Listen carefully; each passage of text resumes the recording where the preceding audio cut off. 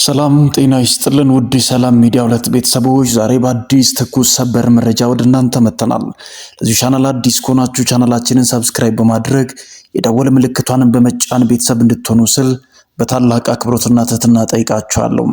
ሐሳብ አስተያየታችሁ እጅጉን ስለሚገነባን የተሰማችሁ ምንም አይነት ሐሳብ ካለም በኮሜንት መስጫ ሳጥን ላይ እንድታሰፍሩ ስል ታላቅ ትህትና እንጠይቃችኋለን። ለወዳጅ ዘመዶቻችሁ ቪዲዮን ሼር በማድረግ በዚህ ጊዜው የሚለቀቁ ቪዲዮዎችን ደግሞ በመመልከት ሐሳብ አስተያየታችሁን ስለምታሰፍሩና ቪዲዮን ላይክ አድርጋችሁ ስለምትጀምሩ ከልብ እያመሰገንን ዛሬ በብዙዎቻችን ዘንድ መልስ ሲፈልግ የነበረ በስተመጨረሻ ደግሞ እልባት ወዳገኘ ጉዳይ ይዘን መጥተናል። በዚህ መካከል ግን ብዙዎቻችን ይህንን መረጃና ዜና በሰማን ጊዜ የነጻነት ወርቅነህ ባለቤትም የሰጠችው ምላሽ ብዙዎችን ያስደነገጠ በብዙዎች ዘንድ ደግሞ ልባቸውንም የሰበረ ጉዳይ ሆኖ ቀጥሏል። ይህንን መረጃ እስከ ፍጻሜው የምትከታተሉኝ ከሆነ ማስደምጣችሁ ይሆናል። በዚህ መካከል ደግሞ የነጻነት ወርቅነህ ቤተሰብ ምላሹን ተከትሎ የሰጠው እጅግ አስገራሚ አስደንጋጭ መረጃ አለን። እሱንም የምናስደምጣችሁ ይሆናል። እስከ ፍጻሜው ስለምትከታተሉ እናመሰግናለን። ቀጥታ ወደ ዛሬው አዲስ ትኩስ ሰበር መረጃ አልፋለሁ። አብራችሁኝ ቆዩም። ቤተሰቡ እርስ በርስ አስቀድመን ከመፍረዳችን በፊት ሁለቱንም ወገን ማዳመጥ ኢትዮጵያዊነት ወግና ባህል ሊሆን ይገባል። አንደኛው ቀድሞ ሲያወራ አንደኛው ደግሞ ተከትሎ እስከሚያወራ መጠባበቁ ጥሩ ነው። ቀድሞ ያወራ እውነተኛ አይደለም፣ ተከትሎም ደግሞ የተናገረ ትክክል ነው ማለት አይደለም።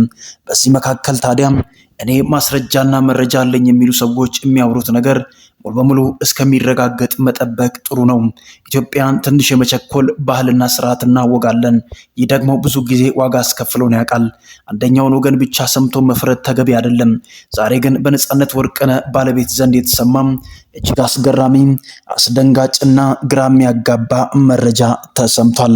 አንደኛውን ወገን ብቻ መስማት ጥሩ እንዳልሆነ የተረዳንበት፣ አንዳንዶቻችን እንዲሁ በከንቱ ከመፍረድ ወጣ ብለን ነገሮችን እንድንመለከት ያደረገ አስገራሚ ነገሮች ተሰምቷል።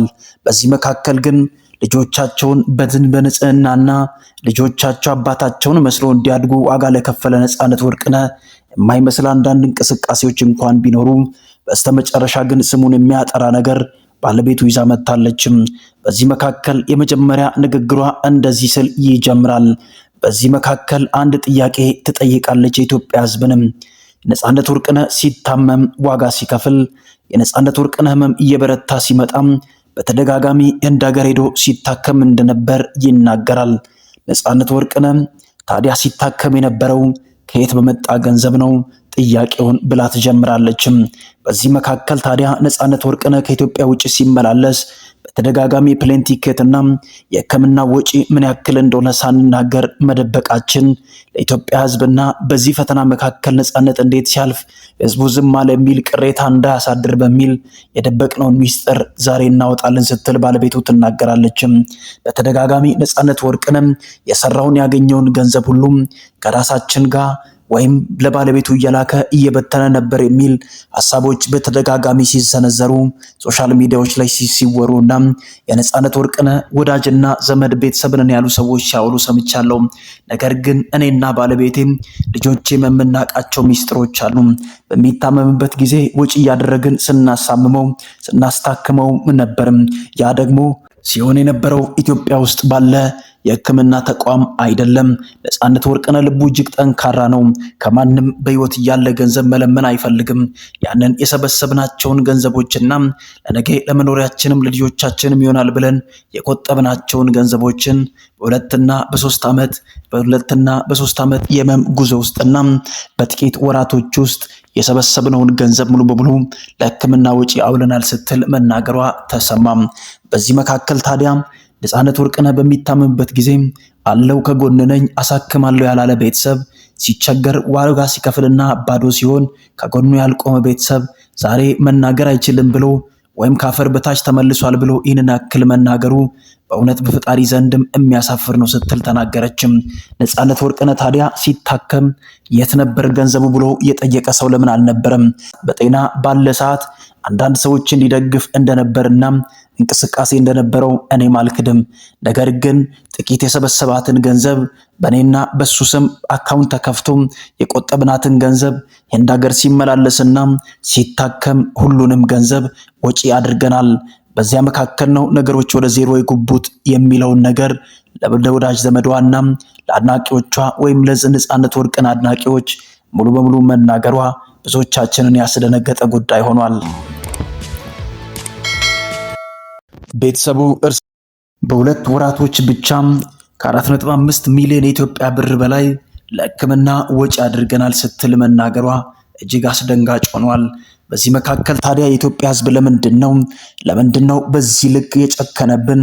ለምንድን ነው ማስተዋል ያቃተን የሚለውን ነገር ስታክልም ስትናገርም ሰምተናል። ነፃነት ወርቅነህ ታዲያ ሲታከም የነበረው ከየት በመጣ ገንዘብ ነው የሚለውን እንዴት እኛ ማስተዋል አቅተናል የሚለው ብዙዎቻችን ዘንድ ለኛም ጨምሮ ድንጋጤን የፈጠረ ጉዳይ ሆኗል። ገንዘቡን ነፃነት ወርቅነህ አልበተነም። ያገኘውን ጥቂትም ገንዘብ ለሕክምና ሲያውል ነበር። በዚህ መካከል ታዲያ እንደ ሀገር ለመታከም ሲመላለስ ነበር። በተደጋጋሚ ደግሞ እኛን ጥየቃም አሜሪካን ሀገር ከአንድም 2-3 ጊዜ መጥቶ ነበር። ያ ደግሞ ሁሉ ገንዘብ ነው፣ ወጪ ወጥቶበት ነው። ነፃነት ወርቅነህ በሕክምና መካከል በነበረበት ሰዓት ወራቶችን ከስራ ገበታው ርቆ ምንም ያክል ተጨማሪ ገንዘቦችን ሳያመጣ በራሱ ከዚህ ፊት የሰራውን ገንዘብ ከአካውንታችን የተጠቀምን ስንበላና ስንጠጣ ለልጆቻችንም ስናውል ነበር ስትል መናገሯ እጅግ ልብ ሰባሪ አድርጓል። በዚህ መካከል ታዲያ አሁን ሲያከራክረን የነበረው ጥቂት ገንዘቦች በጎፈንድሚ ለኛ ተሰብስበዋል የሚል ጭምጭምታ ስለተሰማና ጥቂት ገንዘቦች መሰብሰባቸውን ተከትሎ የመጡ ክርክሮች ናቸው።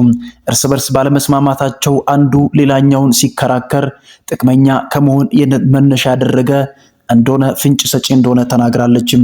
በዚህ መካከል ታዲያ ነፃነት ወርቅነህ በዚህ የህይወት መንገዱና ፈተና መካከል ሲያልፍ አለውልህ ከጎንህ ነኝ ያላለ ቤተሰብ ዛሬ ደግሞ ገንዘብ ተሰብስቧል ብሎ መምጣቱ እጅግ አስገራሚ ነው ስትል ትናገራለች። $80,000 ይህ ደግሞ በአሜሪካን ሀገር እጅግ ጥቂት ገንዘብ ነው። በኢትዮጵያ ሲመነዘር ብዙ ሊሆን ይችላል። ልጆቼና እኔ የምንኖረው አሜሪካን ሀገር ነው። 80,000 ብር እንደማለት ነው በአሜሪካን ገንዘብ። 80,000 ብር ይዘን ቀጣይ እድሜያችንን ለማስተካከል ልጆቻችንን ለማሳደግ እንሞክር ወይስ የራሳችንን ጎሮሮ እየሞላን ወይም እየበላን እንኑር? ጥያቄ ውስጥ ገብተናል። ሶሻል ሚዲያዎች ላይ የሚንቀሳቀሱ ዜናዎች ልባችንን ሰብረዋል። ምንም ያክል ጥቂት እንኳን ተቀብለን ገንዘብ እንዳናገኝ በሮች ተዘግቶብናል። እንደገና ሌላ ፈተና መጥቷል ስትል ትናገራለችም።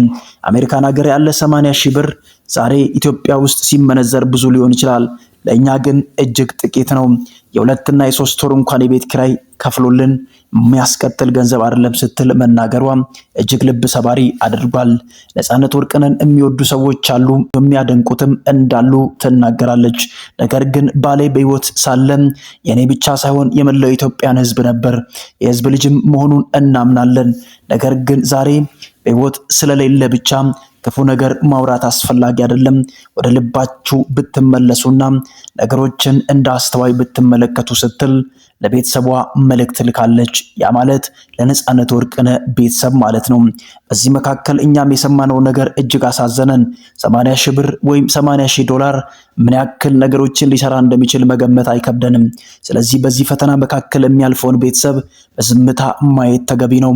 ነፃነት ወርቅነህ የሰበሰበው ገንዘብ አልተበተንም፣ ለሕክምና ወጪ አድርገናል ስትል መናገሯ በብዙዎቻችን ዘንድ ጥያቄ የፈጠረ በእውነትም ትክክል ነው የሚያስብል ነገሮችን እኛንም ያስደነገጠ ጉዳይ ሆኗል። ሐሳብ አስተያየታችሁን ኮሜንት ላይ አስፍሩም። ከትላንት በላይ ለነፃነት ወርቅነህ ቤተሰብ ድጋፍ ያስፈልጋል። ልጆቹ መማር አለባቸው፣ መቀጠል አለባቸው። ስለዚህ ሐሳብ አስተያየታችሁን ኮሜንት ላይ አስፍሩም። የሚስቱ ንግግር በዚህ ልክ የተቋጨ ሲሆን እያንዳንዱን ስለምናስደምጣችሁ መረጃ ስለምትከታተሉን ከልብ እናመሰግናለን። ለዚህ ቻናል አዲስ ከሆናችሁ ቻናላችንን ሰብስክራይብ በማድረግ የደወል ምልክቷን በመጫን ቤተሰብ እንድትሆኑና በቀጣይ የምንለቃቸው ቪዲዮዎች እንዲደርሷችሁ ደወል ምልክቷን አብርታችሁ እንድትጠብቁን በታላቅ አክብሮትና ትህትና ጠይቃችኋለሁ። በቀጣይ አዲስ ትኩስ ሰበር መረጃ እስከምንገናኝ ድረስ ቸር ቆዩ፣ ቸር ሰንብቱ እላለሁ።